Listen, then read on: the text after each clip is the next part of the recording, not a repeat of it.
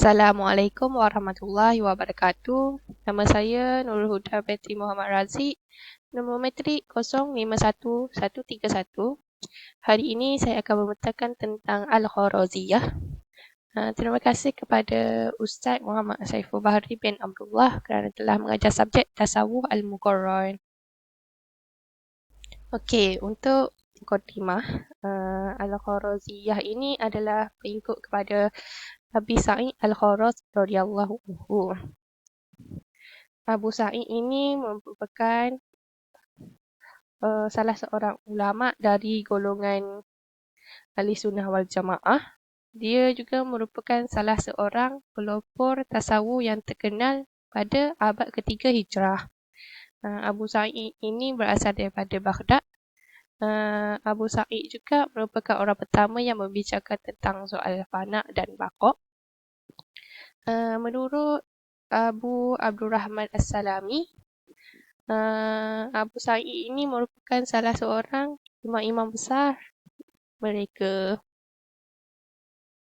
Okey, untuk biodata Abu Sa'id ini, Abu Sa'id ini merupakan seorang yang sangat mencintai ilmu tasawuf. Kemudiannya Abu Sa'id telah pergi ke Mesir dan tinggal di sana. Dikatakan juga bahawa Abu Sa'id ini merupakan seorang tukang kasut. Dia juga merupakan seorang pelajar kepada Muhammad bin Mansuri Al-Asi. Kemudiannya dia telah bergaul dan berkawan dengan Zulnin Al-Miri, Sari Al-Saqai, Abu Abi Al-Miri, dan Bashar bin Al-Haris dan menuntut ilmu dengan mereka.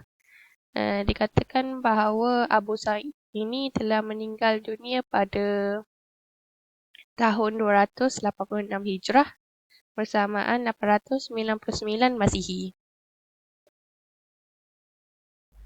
Okey, kita pergi kepada kalimah fana dengan baqa' dari segi bahasa.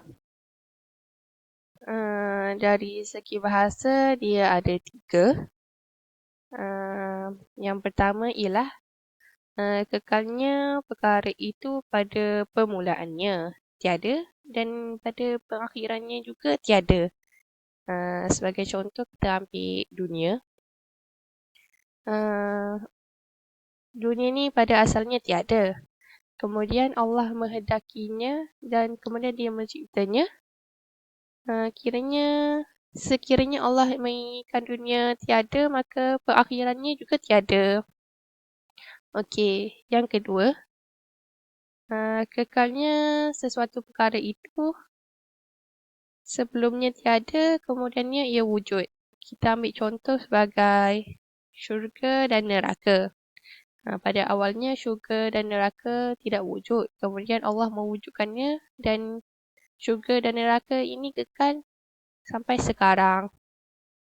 Okey, yang ketiga, Allah sentiasa kekal dari sudut sifat dan zatnya.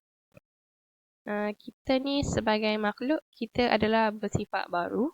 Kita tidak sama dengan Allah. Oleh itu, kita perlulah beriktikad bahawa tiada satu perkara pun yang mampu menandingi kekuasaan Allah.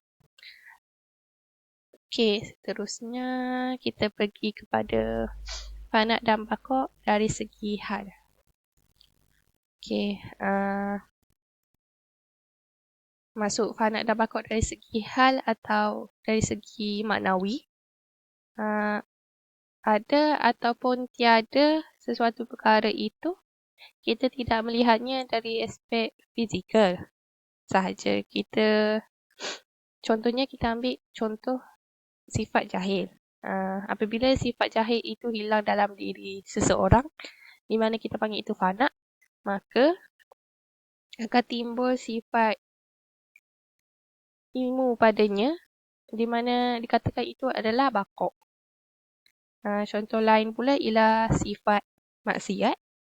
Apabila sifat maksiat itu hilang dalam diri seseorang, maka akan akan timbul sifat ketaatan dalam diri seseorang. Itu dipanggil baqo'. Manakala yang hilang sifat maksiat itu kita panggil fana'.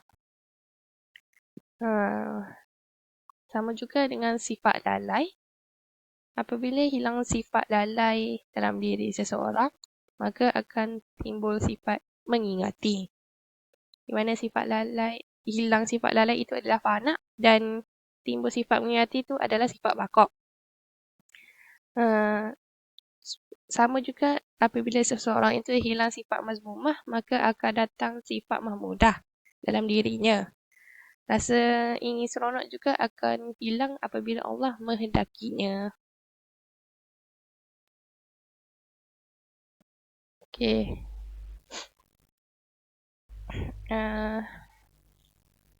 Untuk kalimah fana' dengan baqo' ni, antara salah fahamnya apabila muncul sesetengah pendapat yang mengatakan fana' dan baqo' ini kita berhijab daripadanya. Pendapat ini salah kerana mereka memahaminya secara neutral atau secara pada dasarnya. Bukannya memahaminya secara maknawi. Sedangkan konsep ini dinyatakan secara maknawi. Salah faham lain yang berlaku juga apabila fana' dan baqo' ini bermaksud kekal selama-lamanya. Konsep fana' dan baqo' ini tidak tepat untuk dikaitkan dengan perasaan seseorang seperti perasaan benci dan sayang. Okey, untuk kalimah fana' dengan baqo' dalam Al-Quran ini, contoh surah An-Nahl ayat 96, ma indakum yanfadu wa ma indallahi baqin. Kita ambil kalimah yanfadu. Okey, untuk surah Ar-Rahman ayat 26 pula, kullun min alaiha fanin. Kita ambil kalimah fanin. Seterusnya surah Ar-Rahman ayat 27, wa yabqa wajhu rabbika dzul jalali wal ikram. Kita ambil untuk kalimah wa yabqa. Okey, untuk kesimpulannya, Al-Kharaziyah ini membincangkan tentang makna fana' dan baqo'.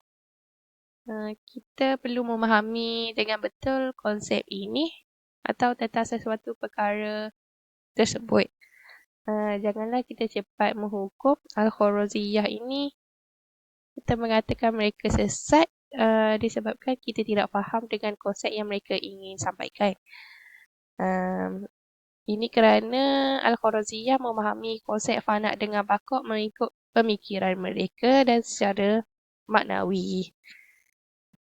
Okey. Ini pula adalah rujukan yang telah digunakan untuk menyiapkan tugasan ini.